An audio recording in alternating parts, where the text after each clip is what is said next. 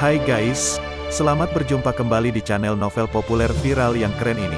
Sebelum mengikuti kelanjutan kisah Dev atau Camping yang semakin seru dan mendebarkan ini, mohon bantuan kalian untuk subscribe, like, komen dan share video-video yang ada di channel ini ya. Perlu diketahui bahwa novel Perintah Kaisar Naga ini adalah termasuk kategori novel ongoing. Jadi waktu update dan jumlah bab setiap hari menyesuaikan dengan update dari autornya. Perintah Kaisar Naga bab 3535, 3536, 3537. Tuan kedua, mereka. Ketika tetua kedua melihat orang itu datang, dia hendak mengatakan sesuatu, tetapi dihentikan oleh pria paruh baya itu. Oke, berhenti bicara dan serahkan Jiahui. Karena kamu adalah seorang teman, kamu harus menerimanya. Kata pria paruh baya, saya mengerti, saya sendiri yang akan pergi dan mengundang wanita tertua. Tetua kedua mengangguk lalu pergi. Pria paruh baya itu menghampiri Dev dan berkata sambil tersenyum, maaf, para pelayan ini tidak memahami aturannya.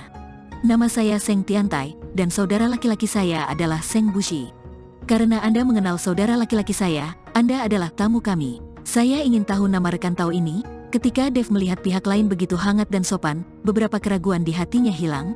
Namaku Dev, ini temanku Jiyun, dan ini.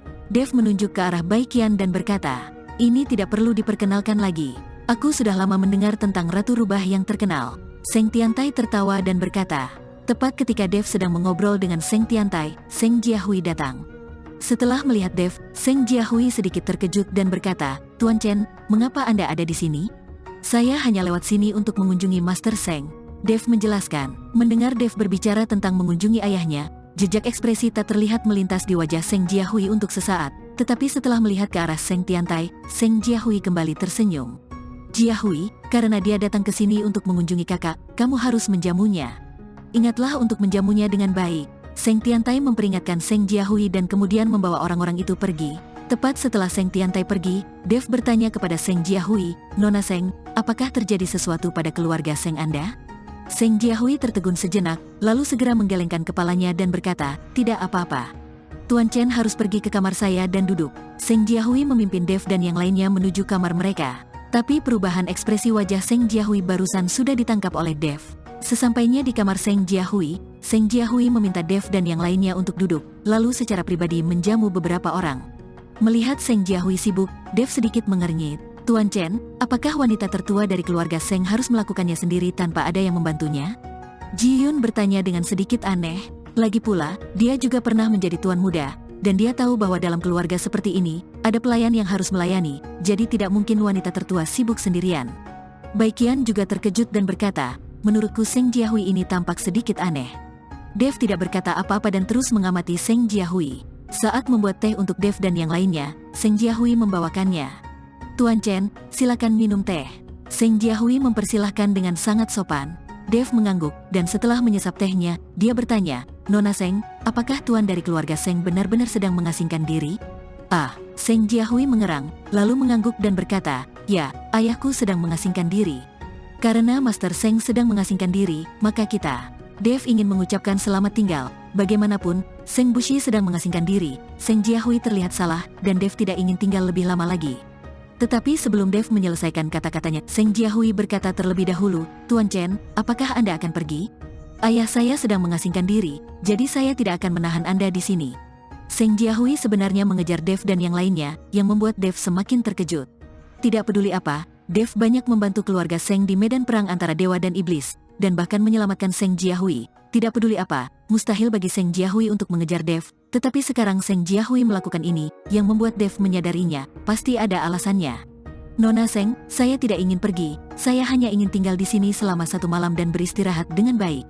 Dev berubah pikiran dan memutuskan untuk tinggal di keluarga Seng. Tuan Chen, ayah saya sedang mengasingkan diri. Sangat sulit bagi saya, seorang gadis, untuk menjamu Anda malam ini. Sebaiknya Anda pergi. Seng Jiahui sebenarnya berinisiatif mengusir Dev dengan ekspresi cemas di wajahnya. Dev sedikit mengernyit dan berkata, Nona Seng, apakah terjadi sesuatu? Jika terjadi sesuatu, katakan saja padaku, mungkin aku bisa membantumu. Tidak terjadi apa-apa. Seng Jiahui menggelengkan kepalanya, tapi matanya melihat keluar jendela dari waktu ke waktu. Dev melirik keluar jendela, lalu mengedipkan mata ke Baikian.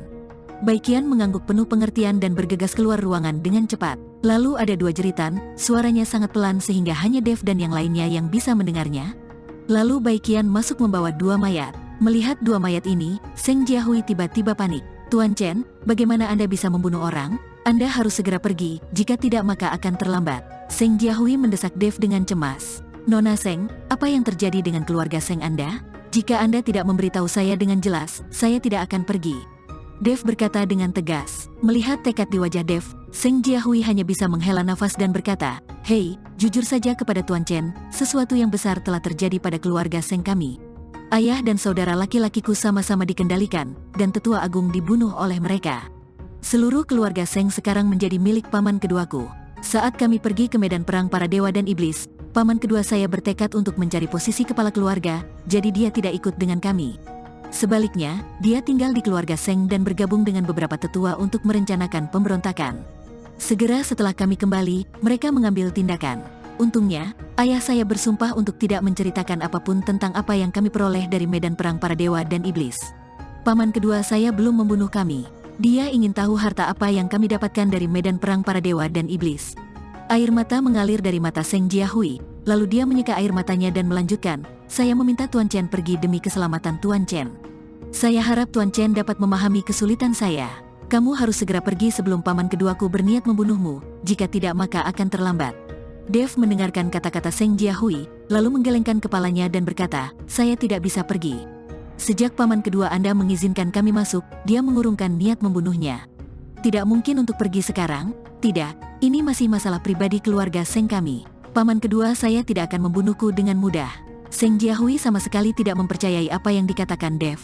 "Karena kamu tidak percaya, aku akan membiarkanmu melihatnya." Setelah mengatakan itu, Dev membawa Seng Jiahui keluar kamar. Begitu mereka keluar dari ruangan, cahaya redup melintas di sekitar mereka, dan cahaya menyelimuti seluruh ruangan. "Apakah kamu melihat bahwa lingkaran sihir telah dipasang di sini, yang membuktikan bahwa mereka tidak ingin kita pergi dari sini?" Dev berkata pada Seng Jiahui, "Tuan Chen, keterampilan formasi Anda juga sangat kuat. Formasi kecil ini tidak dapat mengendalikan Anda, jadi Anda harus pergi." Seng Jiahui tahu bahwa keterampilan formasi Dev tidak sebanding dengan keluarga Seng. Dengan beberapa trik keluarga Seng, hampir mustahil mengendalikan Dev. "Saya ingin pergi, tapi saya juga ingin menyelamatkan pemimpin keluarga Seng dan membantu keluarga Seng Anda menangani semuanya sebelum pergi." Dev berkata dengan tenang, "Tuan Chen, terima kasih atas kebaikan Anda. Tetapi sebaiknya Anda pergi. Jika ada kekurangan selama Anda tinggal, saya yakin ayah saya akan sangat menyalahkan dirinya sendiri, dan saya juga akan menyalahkan diri sendiri." Seng Jiahui masih tidak ingin Dev mengurus mereka. Ada orang-orang dari keluarga Seng di mana-mana di sini. Dengan Dev dan mereka bertiga, Seng Jiahui sedikit gelisah. "Jangan salahkan dirimu sendiri. Bahkan jika aku ingin pergi sekarang, aku khawatir aku tidak akan bisa." Setelah Dev selesai berbicara, dia menatap lurus ke depan dengan dingin. Dengan lambaian telapak tangan Dev, cahaya di sekitar ruangan meredup. Setelah cahaya meredup, dia menemukan beberapa orang berdiri tidak jauh dari situ. Ternyata lingkaran sihir ini tidak hanya memiliki kemampuan memblokir, tapi juga bisa menyembunyikan orang. Ketika dia melihat tetua kedua muncul, mata Seng Jiahui menunjukkan sedikit ketakutan. "Wah, sepertinya kamu masih memiliki pemahaman tentang lingkaran sihir, dan kamu benar-benar melihat melalui lingkaran sihir yang tidak ingin aku lihat. Tapi apa yang baru saja kamu katakan sangat bagus. Jika kamu ingin pergi sekarang, kamu tidak bisa pergi." Tetua kedua sedikit mengangkat bibirnya. Pada saat ini, di belakang tetua kedua, ada 4 kultivator dengan aura melonjak, yang masing-masing memiliki kekuatan alam kesengsaraan tingkat kelima.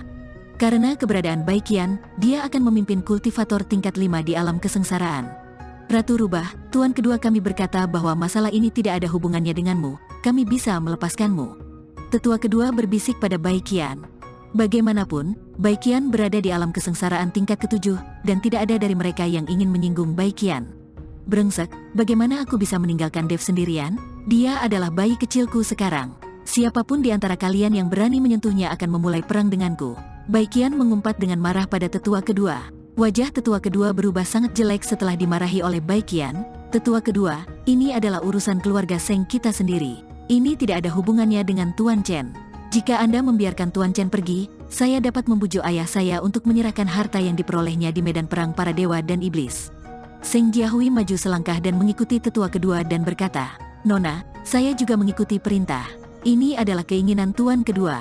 Jika Anda bisa mencegah mereka, mungkin mereka masih memiliki kesempatan untuk menyelamatkan nyawa mereka. Tetua kedua menunjukkan ekspresi tak berdaya. Seng Jiahui melihat ekspresi tetua kedua dan mengertakkan giginya dengan marah. Tetua kedua ini sangat buruk. Pada titik ini, dia masih berbohong tanpa tersipu sama sekali. Kamu hanya sekumpulan sampah, dan kamu masih ingin menangkap kami? Apa kamu sudah gila? Dev berkata kepada tetua kedua dengan sangat meremehkan. Jangan lihat level rendah kami, tapi jangan lupa bahwa kami adalah keluarga penyihir.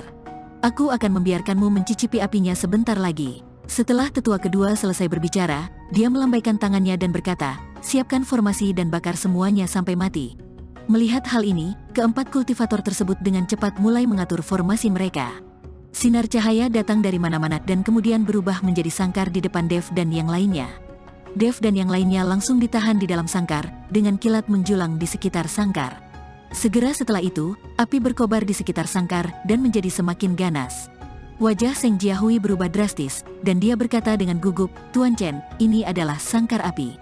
Mereka ingin membakar kita sampai mati. Melihat ekspresi gugup Seng Jiahui, Dev menghiburnya dengan tenang, jangan takut, kamu akan terbakar jika bermain api.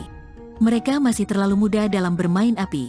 Setelah Dev selesai berbicara, dia melambaikan telapak tangannya dengan ringan, dan bola api melompat dari telapak tangannya. Bola api ini sepertinya memiliki kehidupan, ia terlepas langsung dari tangan Dev dan melompat ke dalam kobaran api. Tepat setelah nyala api kecil melompat ke dalam nyala api itu seperti seekor tikus yang melihat seekor kucing, ia mulai menghindar dan pada akhirnya padam. Perubahan mendadak ini membuat tetua kedua dan beberapa kultivator tercengang. Beberapa kultivator menjadi sedikit panik. Ini adalah sangkar api, formasi paling membanggakan dari keluarga Seng mereka. Sekarang Dev memadamkan apinya dengan mudah. Jangan takut, meskipun tidak ada api, mereka tidak dapat melarikan diri dari penjara ini. Tetua kedua dengan cepat berbicara untuk menghibur anak buahnya. Tetapi begitu tetua kedua selesai berbicara, dia melihat Dev mengetukkan jarinya dengan ringan, dan sangkar yang tampak kokoh itu berubah menjadi titik cahaya dan menghilang tanpa jejak. Ini, tetua kedua tercengang. Dia belum pernah melihat seseorang menghancurkan formasi dengan mudah. Melihat ekspresi tetua kedua dan yang lainnya, Dev tersenyum tipis, aku lupa memberitahumu. Sebenarnya, aku memiliki cukup banyak pengetahuan tentang formasi, jadi jika kamu ingin menggunakan formasi untuk menghadapiku, maaf, itu tidak ada gunanya. Bersambung.